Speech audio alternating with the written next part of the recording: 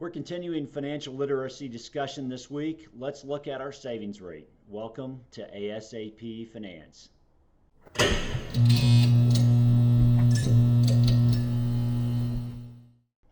All right, so let's look at a savings rate example.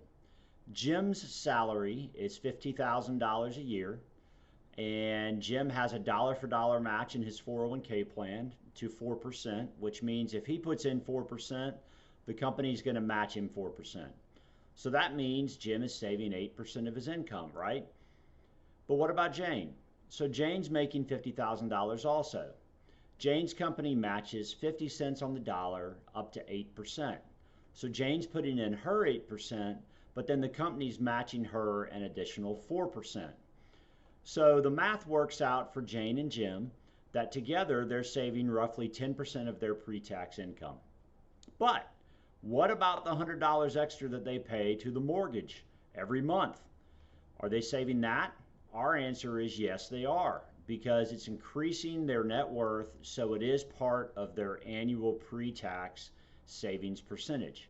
So Jim and Jane also have a 3-year-old, and they're saving roughly $200 a month for college. So should that count? We believe it should. Even though they aren't going to spend it themselves, they own that money in a 529 plan, and it's a good habit to have, right? They're savings, so we give them credit for it.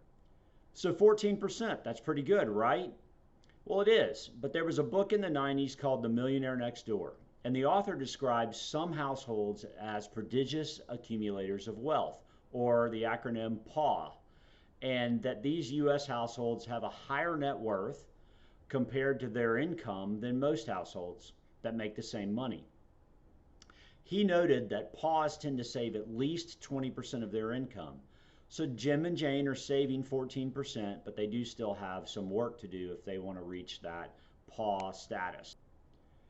If you'd like a copy of this spreadsheet, just hit us up at info@proplanwealth.com. We're happy to share.